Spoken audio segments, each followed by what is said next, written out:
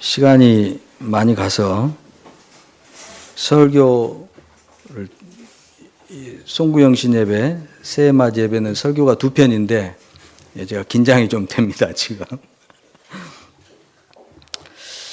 먼저 새 땅에 들어가며 이제 저희 교회 다음은 새해맞이 예배, 송구영신 예배 이 설교와 또 신년 설교가 텐션 프로그램이죠.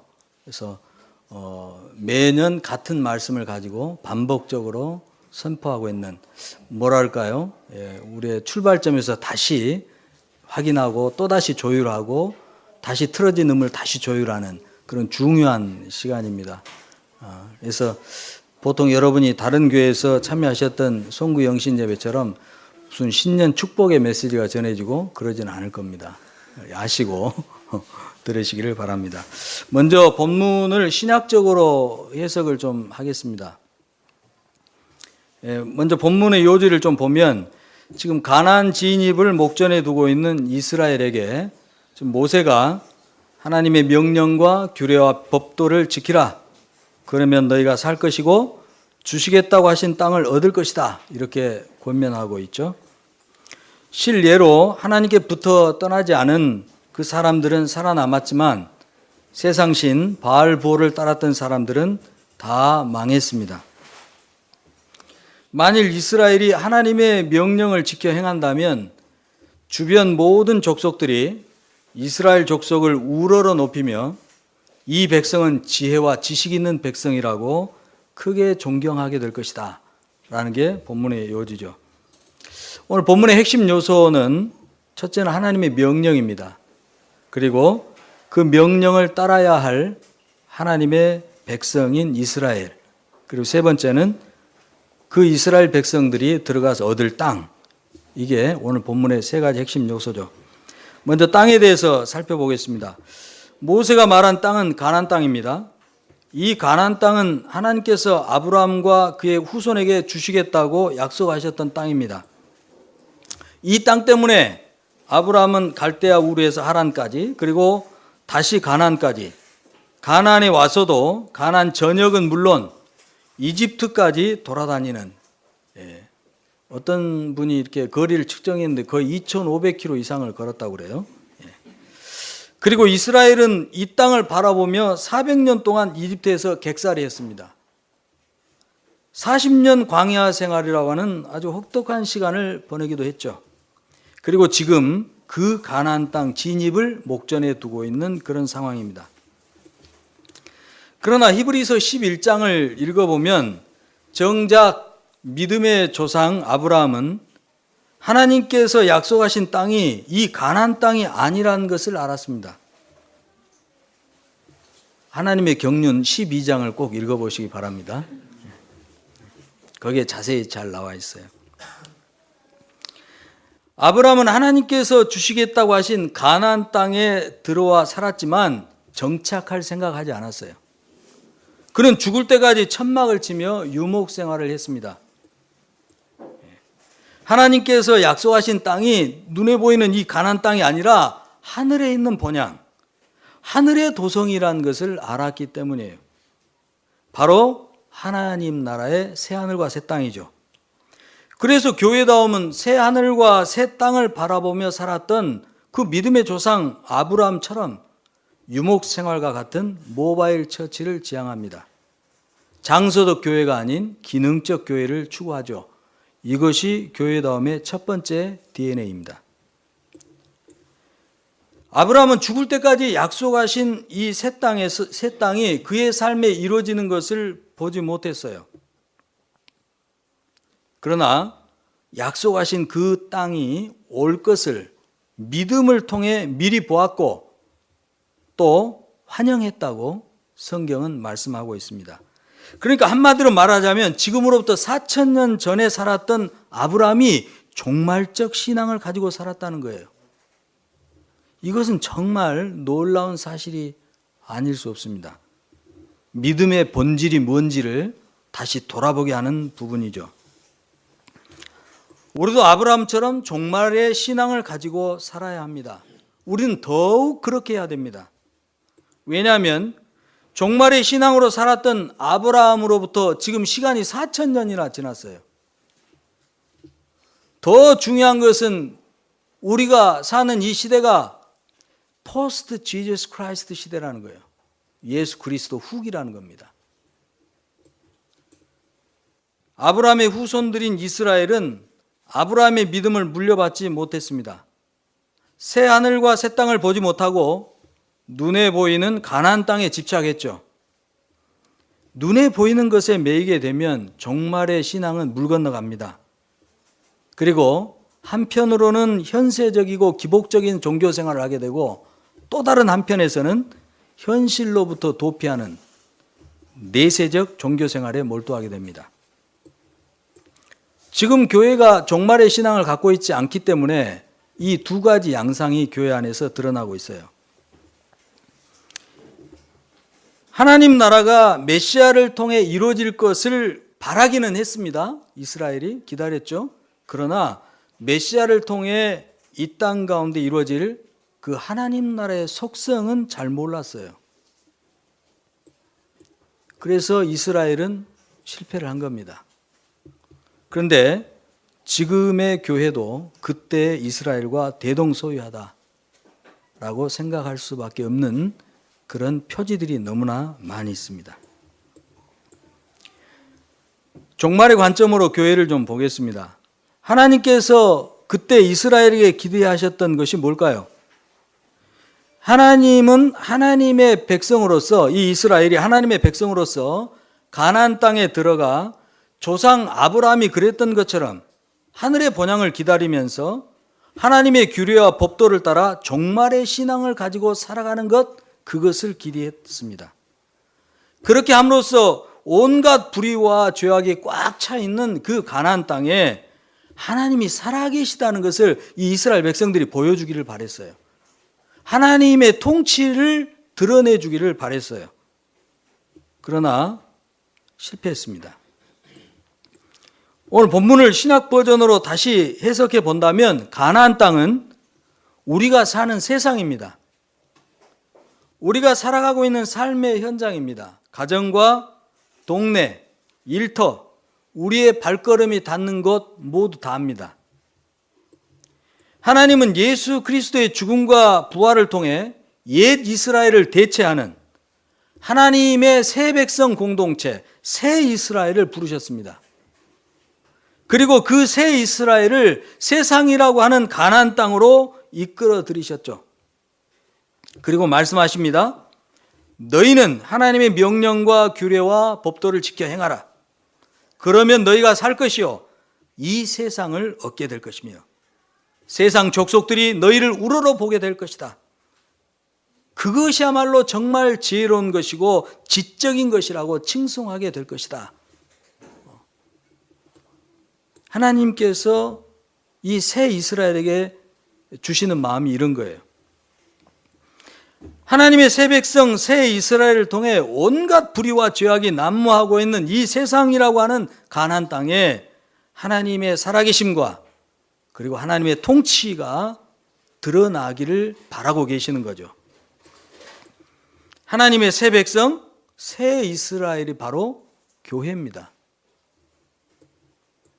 복음서는 예수께서 교회를 세우겠다는 말씀을 담고 있고 사도행전은 성령과 함께 사도들이 교회를 세우는 이야기고 서신서들은 교회들을 교회답게 세우기 위해 사도들이 보내는 편지고 그리고 계시록은 로마 제국의 무시무시한 핍박 가운데 놓인 교회들에게 종말의 소망을 줘서 믿음을 지키고 인내함으로써 종국에는 승리하게 하려고 하시는 하나님의 계시책이죠.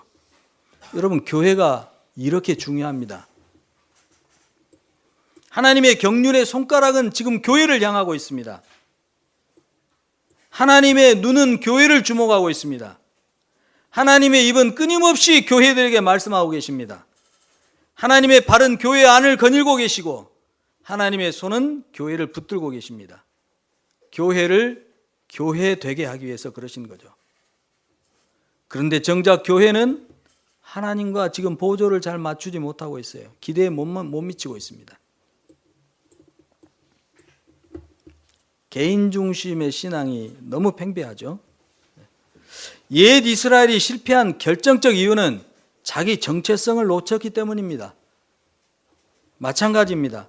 하나님의 새 백성 공동체로서 교회가 자기 정체성을 놓치면 세상신 바알보를 따르다가 망했던 그 옛 이스라엘처럼 망할 거예요. 정체성을 확실히 붙드는 건 너무 중요한 일이죠. 아브라함과 우리가 차이가 좀 있는데 그것 좀 살펴보겠습니다. 아브라함은 하늘의 본향이 올 것을 보며 기뻐하고 환영했어요. 그러나 오지는 않았습니다. 아브라함에게 이 새 땅은 시작되지 않은 아직 멀리 있는 미래예요. 미래입니다. 그리고 아브라함에게는 성령이 내주하시지도 않았어요. 그러나 우리는 그렇지 않습니다. 예수 그리스도를 통해서 하나님이 약속하신 새 하늘 새 땅이 시작됐습니다. 이미 시작됐습니다. 우리에게 새 하늘과 새 땅은 이미 시작된 오래된 미래예요. 오래된 미래. 그래서 성령 하나님이 우리 안에 내주해 계신 거예요. 하나님 나라의 새 하늘과 새 땅이 이미 우리 가운데 들어와서 완성을 향해 지금 착착 진행되고 있습니다. 이미 말씀드렸지만 11차원의 물질계 안으로 보이지 않는 영계가 신비스럽게 지금 침투해 들어와 있습니다. 매우 복잡하지만 정교하게 질서 있게 지금 역사의 종말을 향해 우리와 함께 지금 지어져 가고 있습니다. 여러분 가능한 모든 상상력을 동원해서 이 그림을 한번 그려보시기 바랍니다. 따라서 종말의 심판 후에 새 하늘과 새 땅이 우주 저 멀리서 우리에게 달려오는 그런 그림이 아닐 겁니다. 또 우리가 로켓처럼 저 우주 끝으로 날아간 천국을 가기 위해서 날아가는 그런 그림도 아닐 거예요. 때가 되면 하나님 나라의 새 하늘과 새 땅, 이미 우리 가운데 가까이 와 있는, 그러나 영계 안에 감춰져 있는 이 새 하늘과 새 땅이 갑작스럽게 우리 눈앞에 나타날 것입니다. 어느 날 갑자기 생각지도 않고 있던 때에 갑자기 눈에 보이는 현실로 드러나게 될 거예요. 사도들이 전한 서신서의 내용이 이렇습니다. 계시록도 마찬가지입니다. 여러분 이것을 이해하려면 하나님의 경륜을 꼭 읽으시길 바랍니다. 지금 하나님의 경륜이 뭔지 모르는 분들은 지금 웃음이 안 나오죠. 제가 최근에 출판한 책입니다. 꼭 사서 읽어보세요. 계시록에 예언된 종말의 사건은 과거에도 이루어지고 있었고 지금도 우리 가운데서 지금 현재적으로 이루어지고 있습니다. 앞으로 더욱 심화되다가 클라이막스가 되면 대반전이 일어나겠죠. 민 목사님 말씀처럼 심장이 멈추고 눈알이 튀어나올 것 같은 그런 사건이 확 드러나게 될 것입니다. 그래서 계시록을 미래에 있을 일로만 보면 큰 코 다치는 거예요. 종말의 사건이 지금 현재 진행되고 있습니다. 그래서 교회와 성도가 종말의 신앙을 가지고 살아야 하는 것이 매우 중요한 것입니다.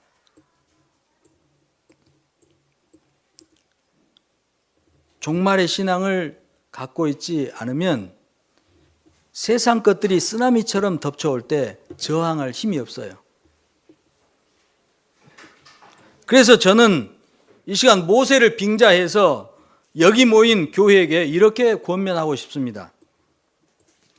하나님의 새 백성, 새 이스라엘인 교회야, 이제 내가 너희에게 가르치는 규례와 법도를 듣고 준행하라. 그리하면 너희가 살 것이요, 너희 하나님 여호와께서 너희를 이끌어 들이시는 가나안 땅인 이 세상에 들어가서 그것을 얻게 될 것이다. 내가 너희에게 명령하는 말을 너희는 가감하지 말고 내가 너희에게 내리는 너희 하나님 여호와의 명령을 지키라. 내가 나의 하나님 여호와께서 명령하신 대로 규례와 법도를 너희에게 가르쳤나니 이는 너희가 들어가서 기업으로 차지할 그 세상에서 그대로 행하게 하려 함인즉 너희는 지켜 행하라. 이것이 모든 세상 족속 앞에서 너희의 지혜요 너희의 지식이다. 그들이 이 모든 규례를 듣고 이르기를 하나님 나라의 이 큰 사람들은 과연 지혜와 지식이 있는 사람들이라며 너희를 우러러 높이게 될 것이다. 오늘 본문을 제가 리바이벌 했습니다. 그러면 새 이스라엘 교회가 지켜야 될 하나님의 명령이 뭘까요? 예수 그리스도를 통해 재계시된 새 계명이죠. 네 마음을 다하고 목숨을 다하고 뜻을 다하여 주 너의 하나님을 사랑하라. 이것이 크고 첫째 되는 계명이요 둘째도 그와 같으니 내 이웃을 내 자신과 같이 사랑하라. 이 두 계명이 온 율법과 선지자의 강령이니라. 여러분, 강령이란 말은 매달리다는 뜻이에요. 그러니까 이 두 계명이 온 율법과 선지자의 강령이다. 이 말씀은 뭐냐면은 구약의 모든 말씀이 이 두 계명에 다 매달려 있다는 그런 뜻입니다. 그러니까 교회는 모바일 처치로서 세상 구석구석에 퍼져나가 약자들을 품고 사랑하기를 힘써야 합니다. 그것이 빛처럼 사는 겁니다. 그리고 모든 일을 정의롭게 행하는 것입니다. 그것이 소금처럼 사는 겁니다. 종말의 신앙을 가지고 그렇게 해야 합니다.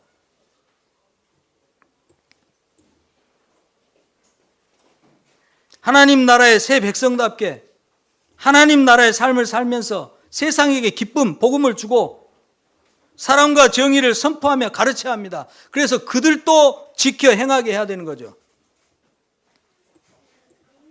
교회가 이렇게 행해 나갈 때 눈에 보이는 세상의 조건은 매우 악해지겠지만 보이지 않는 하나님의 나라는 누룩 때문에 부풀어지는 그 가루처럼 왕성해질 것입니다. 예수님께서는 천국의 비유를 겨자씨 비유를 가지고 설명해 주셨죠. 세상 구석구석 구연매 명령 전반에 노드를 개척해 감으로써 모바일 처치를 끊임없이 설립해 가는 것, 이것이 교회다움의 두 번째 DNA입니다. 그러니까 기존의 교회 개념을 가지고는 이 그림이 잘 보이지 않을 거예요. 잘 이해되지 않을 겁니다. 사랑하는 형제 자매 여러분, 교회는 교회답게 있는 것 그 자체가 복음을 증거하는 것입니다. 교회가 교회다워지는 것은 성경의 모든 계시가 진리라는 것을 입증하는 강력한 증거입니다. 교회는 하나님의 나라가 여기에 이미 와 있다는 그 사실을 알리는 하나님 나라 자체예요. 그래서 교회다움은 교회의 원형을 추구합니다. 성경이 말씀하고 있는 하나님께서 디자인하신 대로의 교회를 추구합니다. 사람들에 의해서 사람들의 입장이나 사람들의 이론에 따라 가감된 모습의 교회가 아닌, 줄이 틀어져서 음을 제대로 내지 못하는 그런 교회가 아닌 성경대로의 교회를 추구하기 위해서 말씀을 붙잡고 몸부림치고 있는 것이죠. 성령님의 가르침대로 하려고 온 마음을 다해 집중하고 있는 것입니다. 그런데 성도들의 마음은 목사들의 마음만큼은 아닌 것 같아요. 근데 이게 당연히 그럴 수밖에 없는 것일까요? 물론 무조건 따르라는 것은 아닙니다. 목사들이 하는 말이 맞는지 틀린지 여러분 두 눈 부릅뜨고 성경을 뒤져보셔야 합니다. 그리고 만약 맞다고 확인된다면 이제 그만 관망하고 팔 걷어붙이고 나서야 됩니다. 교회다움 세우기, 모바일 처치 세우기, 노드 개척하기에 나서야 될 것입니다. 가정을 반듯한 교회로 세워가고 동네와 일터에 만나는 모든 관계에 기쁨을 주고 감동을 주고 사랑과 정의를 실천해 가야 할 것입니다. 성도 각자가 성령님을 따라서 하나님이 주신 믿음의 분량만큼만 하면 됩니다. 종말의 신앙을 가지면 그렇게 할 수 있죠. 이제 두 번째, 신명기 7장 1절에서 11절까지의 말씀을 보겠습니다. 272쪽 구약성경.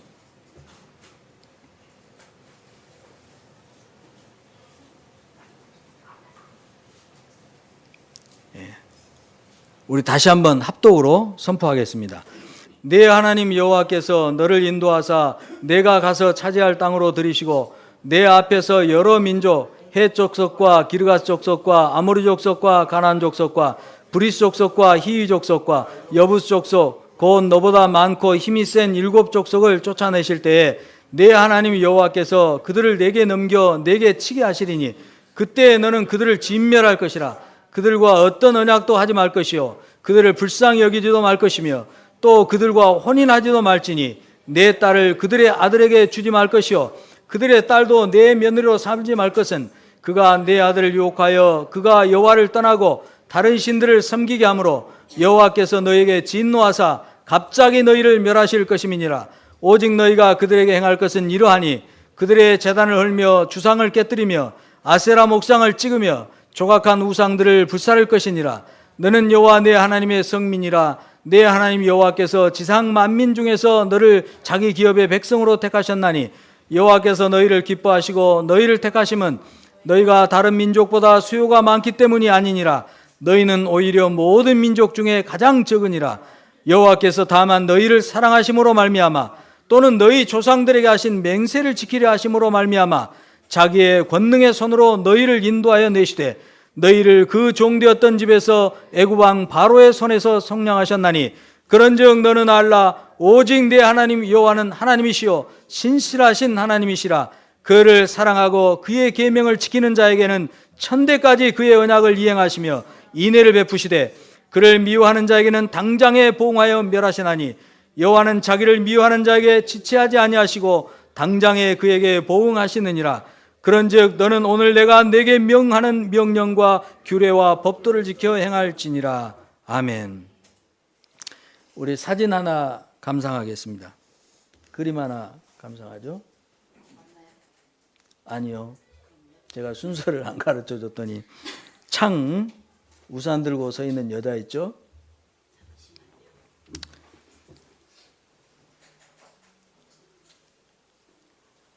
예. 사진 하나 감상하겠습니다.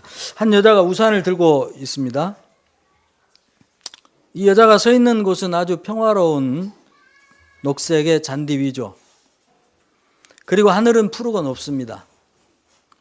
하얀 구름이 뭉게뭉게 피어있는 매우 화창한 날씨죠. 그런데 창 너머로 보이는 날씨는 매우 어둡습니다. 번개가 치고 천둥이 울리는 그런 모습이죠. 곧 폭우가 내릴 것 같아요. 현실은 매우 화창한데 마음의 창을 통해 본 세상은 완전히 저기압입니다. 그래서 우산을 들고 서 있는 거예요. 다음 크락 대 슈발리의 성체를 한번 보겠습니다. 시리아에 있는 십자군 전쟁 당시에 치열했던 전쟁터죠. 난공불락으로 불려진 요새입니다. 크락 대 슈발리에. 크락은 성이란 뜻이고 슈발리에는 기사란 뜻이래요. 기사의 성 이런 뜻입니다. 난공불락이에요. 그 내부 보니까 정말로 난공불락입니다. 그런데 바울은 고린도후서 10장 4절 5절에서 어떤 무기로도 무너지지 않는 매우 견고한 진이 있다고 말하고 있습니다. 그 진은 오직 하나님의 능력으로만 무너뜨릴 수 있는, 그 외에는 어떤 것으로도 무너뜨릴 수 없는 그런 견고한 요새가 있다는 거예요. 사탄은 이 요새를 건설하기 위해서 온갖 노력을 다하고 있습니다. 그리고 그 요새 속에서 암중활약하고 있죠. 사도 바울은 바로 그 요새, 하나님의 능력으로만 무너뜨릴 수 있는 그 견고한 요새가 바로 사람들의 모든 이론과 생각, 사고의 틀이라고 말하고 있습니다. 우리의 인지구조가 견고한 진이라니까요. 우리의 생각이. 사람들의 사고의 틀과 그 틀을 이루고 있는 이론들이 어떻게 요새로 세워져 가는지, 그래서 어떻게 사탄의 견고한 진으로 활용되는지 한번 살펴보겠습니다. 제 전공을 좀 살릴게요. 파워포인트 파일을 하나. 예. 막 넘어가지 말고. 예. 피아제 인지발달 이론을 좀 참고해 보는 게 도움이 되는데요. 예. 피아제는 모든 인지구조의 가장 기본 출발 단위를 도식이라고 설명을 했습니다. 이 가장 기본되는 도식은 생득적으로, 선천적으로 얻어지는 거예요. 그러니까 하나님으로부터 이미 주어져 있는 가장 기본적인 도식이 스키마. 그런데 아이가 잉태되고 태어나고 자라는 모든 과정 속에서 외부 환경과의 접촉이 이루어집니다. 외부 환경과 상호작용이 이루어지죠. 학습이 이루어지는 겁니다.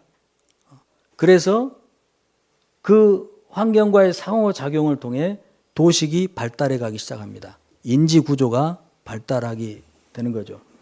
이제 계속 쭉 넘어가 주세요. 예.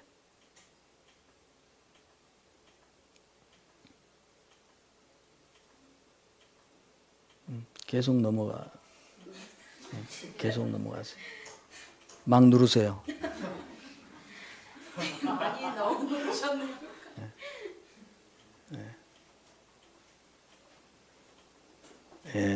예.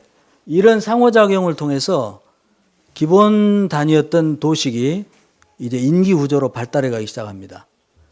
저는 이게 지금 가장 간단한 것만, 지금 아주 기본적인 것만 보여주고 있는 거예요. 그러니까 여기에는 제가 이 2차원적인 도면상의 면으로는 표현하지 못했던 3차원적인 상호작용을 통해서 새롭게 창의적으로, 창발적으로 나타나는 것은 다 빼더라도 이렇게 복잡해요. 이게 수도 없이 많이 생기는 겁니다.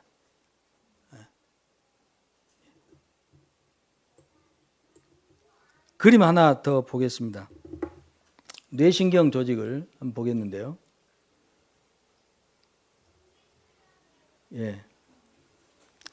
우리의 뇌는 1000억 개 정도의 뇌신경세포가 있습니다. 그리고 신경세포 간에 그 연결되는 부분을 시냅스라고 그러는데, 그 신경세포 간에 연결되는 시냅스 가지 수는 100조 개 정도 된다고 해요. 이 1000억 개의 신경세포와 100조 개에 되는 시냅스 가지가 3차원적으로 네트워킹을 이루면서 우리의 사고의 틀을 이루고 있습니다. 여러분, 실로 견고한 요새 같지 않습니까? 그래서 사탄은 온갖 종교와 사상과 학문, 문화, 예술, 돈 같은 것들을 통해 가지고 이 인지 구조를 자신이 활용할 요새로 세워가고자 해요. 왜곡된 진리로 이 요새가 세워지게 만드는 거죠. 그리고 인간의 모든 행동은 이 인지 구조의 실체가, 내용이 밖으로 드러나는 것입니다. 우리는 이것을 세계관이라고도 할 수 있어요. 세상을 해석하는 창이죠. 설국열차 안에 있는 생명들을 유지시키고 그 열차를 달리게 하는 엔진과 같은 것입니다. 국가 권력자들이 권력을 잘 쓰기 위해서 교육을 놓지를 않습니다. 그러니까 사탄은 이 각 사람 안에 자신의 요새를 세우기 위해서 절대로 교육 분야를 포기하지 않습니다. 여러분, 이 사탄의 견고한 요새 우리 속에 있는데 이거 해렴할 수 있습니까? 가능할까요? 과거 이스라엘이 해렴해야 했던 것들은 모두 외부에서 도사리고 있는 적들이었어요. 오늘 우리가 읽어봤죠? 외부의 적들이에요. 그러나 우리가 해렴해야 될 것들은 사실상 거의 모두 내적인 것들입니다. 우리가 가지고 있는 모든 이론들이에요. 우리의 사고의 틀이에요. 자기중심적인 교만한 태도입니다. 이것을 해렴을 해야 되거든요. 해렴, 진멸을 해야 된다는 이야기예요. 근데 이게 가능하냐 이거예요. 여러분 어떻게 생각하십니까?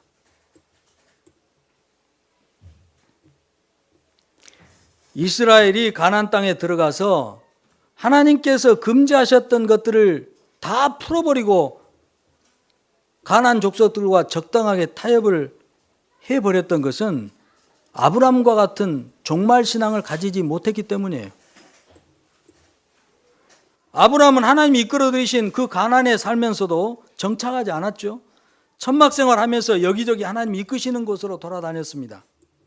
그러나 이스라엘은 가나안 땅에 정착하는 것을 꿈꿨기 때문에 처음엔 잘 해나가다 나중에 이런저런 어려움이 나타나니까 가야 할 길을 포기하고 타협하기 시작한 거예요. 가나안의 종교, 사상, 정치, 경제, 문화 체제들을 받아들이기 시작하는 거예요. 망한 거죠. 그래서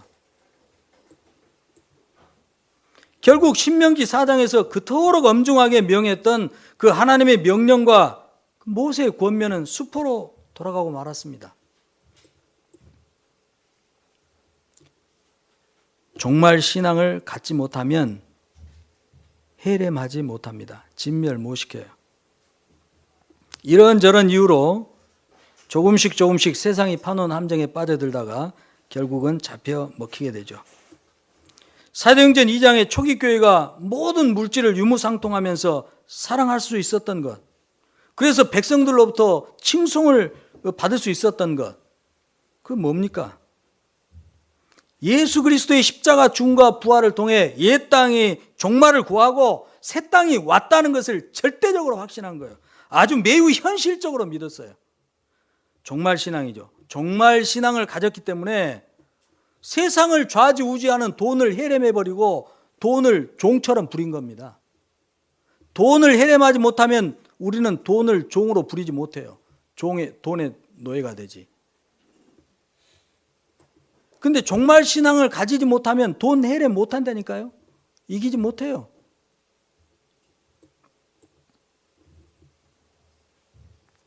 성경 말씀도 보고 여러 방면의 지식들도 우리가 살펴봤습니다. 우리 내면에 있는 견고한 진을 해렘한다는 것은, 진멸한다는 것은 살아있는 상태로는 불가능해요. 100% 불가능합니다. 살아있는 상태는 불가능해요. 해렘할 수 있는 유일한 길이 있다면 그건 죽는 겁니다. 죽지 않으면 해렘할 수 없어요. 죽지 않으면 다시 태어날 수 없습니다. 하나님의 명령 지킬 수 없고 절대적으로 못 지킵니다. 세상의 종교, 정치, 경제, 문화 체제 받아들이게 돼 있습니다. 결국은 받아들이게 돼요. 그리고 망하는 거죠. 그래서 해렘할 수 있는 유일한 길은 내가 세상에 대해서 죽고 세상도 나에 대해서 죽는 겁니다. 요한복음의 말씀처럼. 내가 세상에 대해 죽고 세상이 나에 대해 죽으려면 종말 신앙 가져야 돼요. 계시록의 종말 사건들은 현재 벌어지고 있는 중입니다, 여러분. 나중에 될 일이 아니라니까요. 지금 진행되고 있다니까요. 베드로는 베드로전서 1장 20절에서 예수께서 말세에 우리에게 나타나셨다 이렇게 전합니다. 언제가 말세인지 아세요? 예수님 오실 때가 말세의 시작이에요. 말세의 시작. 예수께서 말세에 우리에게 나타나셨대요. 예수께서 오신 시점이 말세입니다. 계시록의 종말 사건이 지금 2000년 동안 계속해서 진행되고 있는 거죠. 지금은 더 가열차게 진행되고 있습니다.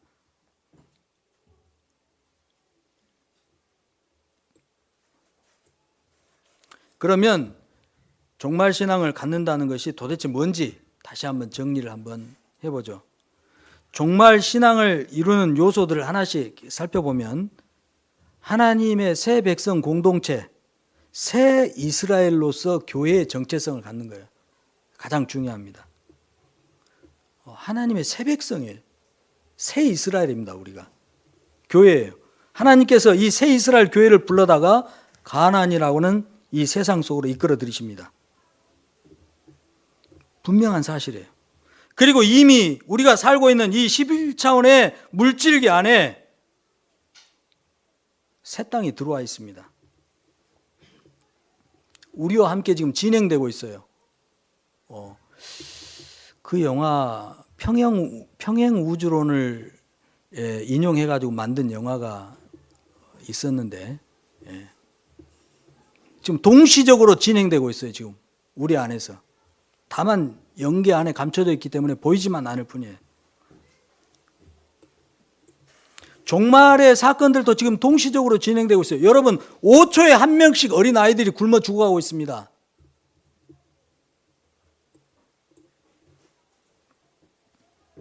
전쟁이 없는 때가 없어요. 전쟁이 없는 때가.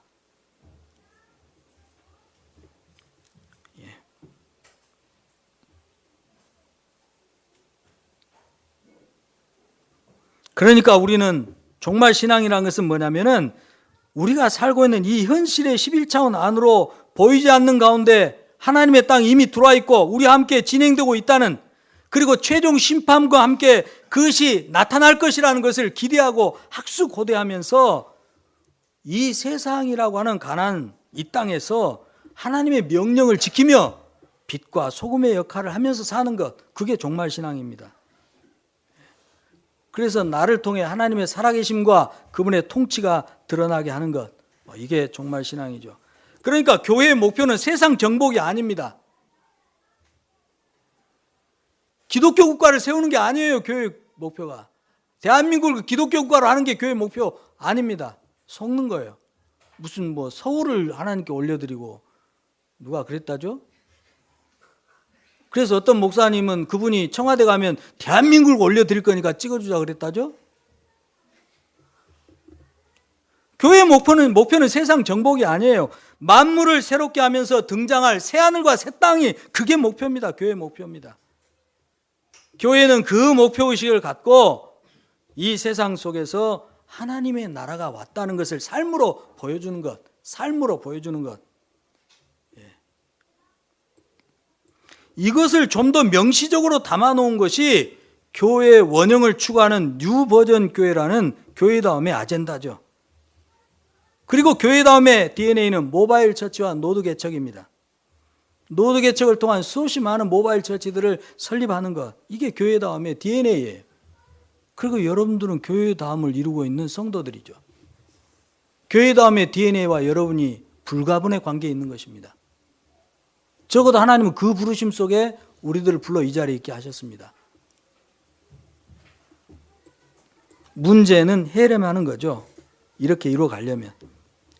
우리가 가지고 있는 모든 이론과 생각들, 자기중심적인 교만한 태도들, 이거 해lem하지 못하면 새하늘과 새 땅을 향해 움직일 수 없습니다. 몸이 움직여지지가 않아요.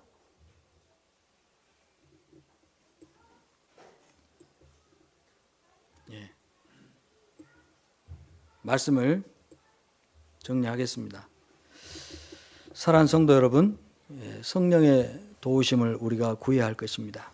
성령께서는 우리 안에 있는 굳은 마음을 제거해 주신대요. 견고한 진들을 무너뜨려 주신답니다. 새로운 부드러운 마음을 주시겠다고 약속하셨습니다. 그래서 성령님을 의지해야 돼요. 늘 성령님과 함께 사귀며 살면 나도 모르는 사이에 이 견고한 진들이 무너지기 시작해요. 내가 막 무너뜨리려고 하면 안 무너지는데, 내가 성령과 사랑을 마음껏 누리기 시작하면 나도 모르는 사이에 어렵지 않게 이 견고한 진들이 무너져 내리기 시작해요. 그래서 성령님과 늘 같이 사는 겁니다. 자나깨나 성령님, 다시 보자 성령님.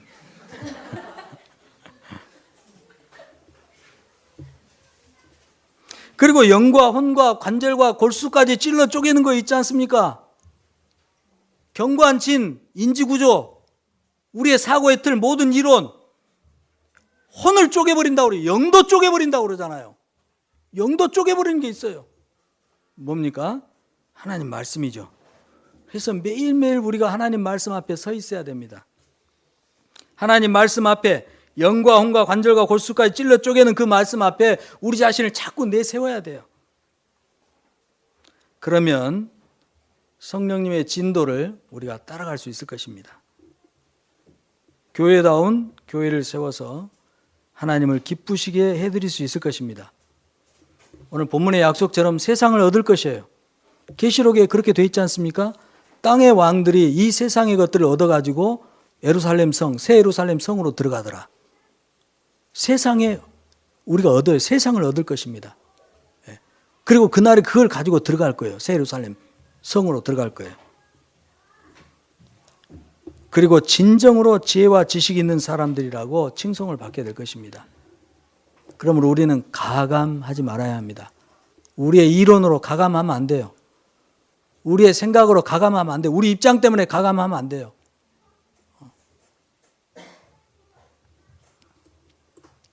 같이 한번 기도하죠.